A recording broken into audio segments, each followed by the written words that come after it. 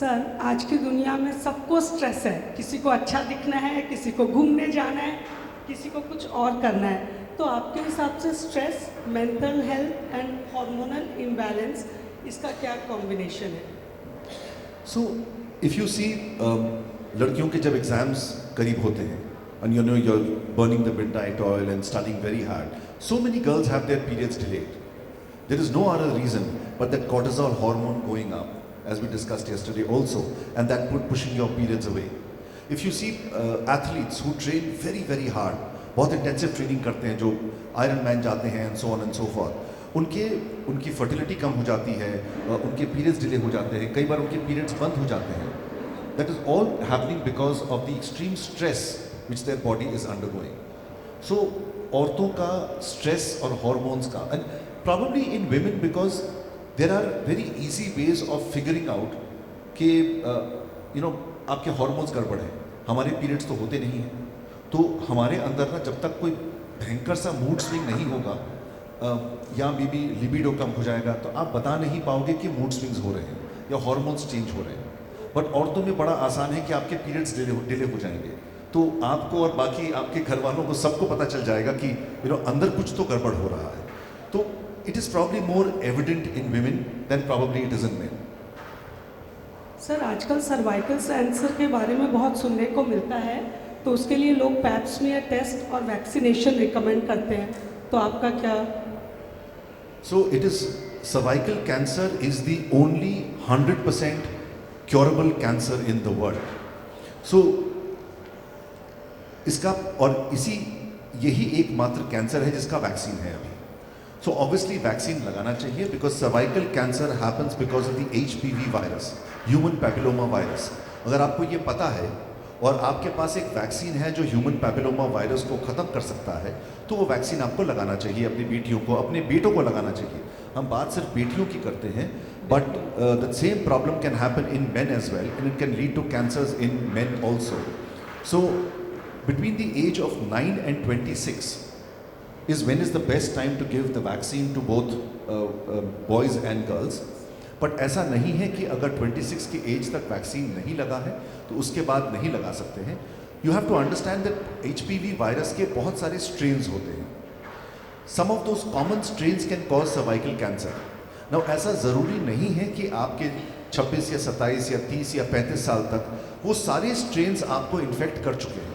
तो मान लीजिए 6 कॉमन स्ट्रेन्स हैं, उसमें से 3 ने आपको ऑलरेडी इन्फेक्ट किया है.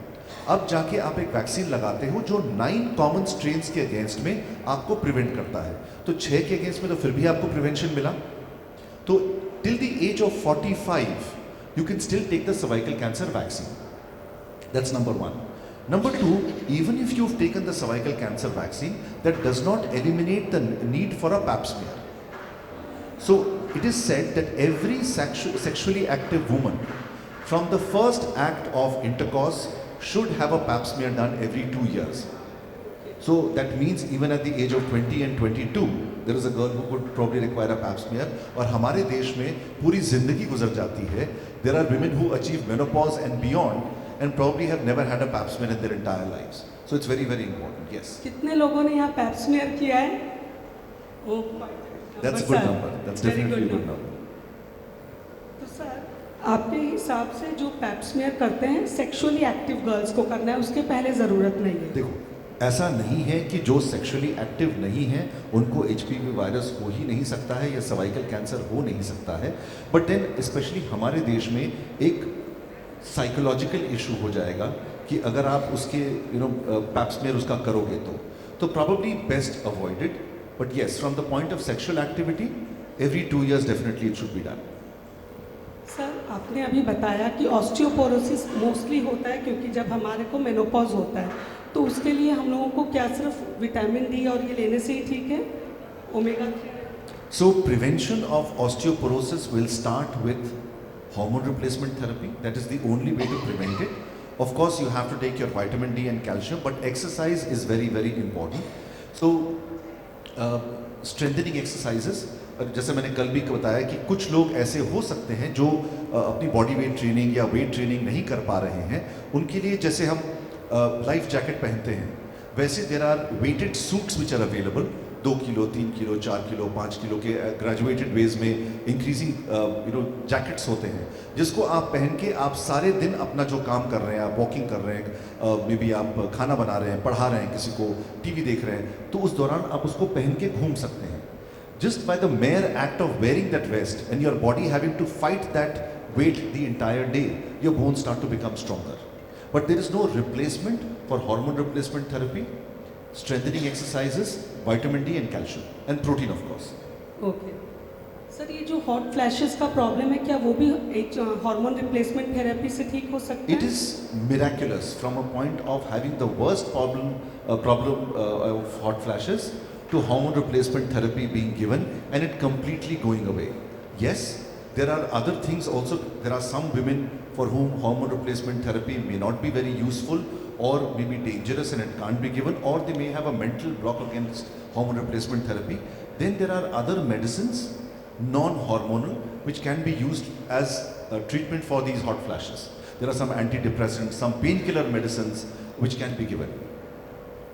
सर, कई वुमेन मेनोपॉज के बाद भी स्पॉटिंग की कंप्लेन करती हैं, तो उसके लिए क्या करना चाहिए? आप कहीं भी अगर घर में धुआं देखते हो तो आप आग खोजने की कोशिश करते हो. ऐसा नहीं है कि आप उस धुएं को डिसमिस कर देते हो और कहते हो वो अपने आप ही बुझ जाएगा, कल आके देखेंगे क्या करना है. Similarly, once menopause has happened, any spotting or bleeding after menopause is to be treated with significance, is to be treated as guilty until proved innocent. That means it needs to be investigated. उसकी investigation के लिए you have to obviously start with an ultrasound, but more important than that, जैसे हम gastric endoscopy करते हैं, एक telescope डालते हैं पेट के अंदर और जाकर देखते हैं वहाँ क्या प्रॉब्लम है, वैसे ही हम हिस्ट्रोस्कोपी करते हैं, जिसमें एक टेलीस्कोप वजाइना के माध्यम से हम बच्चेदानी के अंदर डालते हैं विदाउट मेकिंग एनी कट्स. बच्चेदानी के अंदर देखते हैं कि ऐसी क्या वजह है कि वो स्पॉटिंग हुई, और वहाँ से कुछ टिश्यूज़ को लेके बायोप्सी के लिए भेजते हैं, just to ensure that there is nothing sinister. Although in 90% cases it will not be sinister, it will not be cancer, but वो 10% causes को पता करने के लिए the entire lot of 100% women must undergo investigation. That's a good insight, sir. और एक question है, जैसे आपने हार्मोन रिप्लेसमेंट थेरेपी के लिए इतना कुछ बोला है, हमेशा हमें ये मिसकॉन्सेप्शन दिया गया है कि उससे कैंसर की रिस्क बढ़ जाती है, तो हम लोगों में से शायद किसी ने भी हार्मोन रिप्लेसमेंट थेरेपी को कंसिडर ही नहीं किया है. तो what are the first steps we should start कि हम ये हार्मोन रिप्लेस, किससे हम बात करके पूछे are you the right person for that? Obviously I'm the right person, which is why I'm here. No, but the beginning, घर पे भी आप किसी को बोलो मुझे हार्मोन, तो माथा खराब हो गया. अभी ये यंग बच्चों का सबका, क्योंकि हमारे बड़ों ने कभी ये नहीं किया, तो they are not willing to understand. So इसके लिए I will take 2 minutes of your time.